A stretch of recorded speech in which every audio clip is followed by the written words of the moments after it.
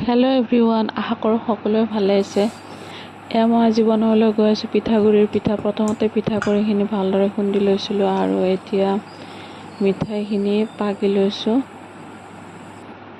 আৰু এতিয়া পিঠাগুড়িখিনিৰ লগত মিঠাইখিনি মিক্স কৰি ল'ম আৰু যাতে ভালদৰে মিক্স হয় তাৰ কাৰণে অকণমান পানী দি ল'ম আৰু অকণমান বেকিং চ'ডাও দিম।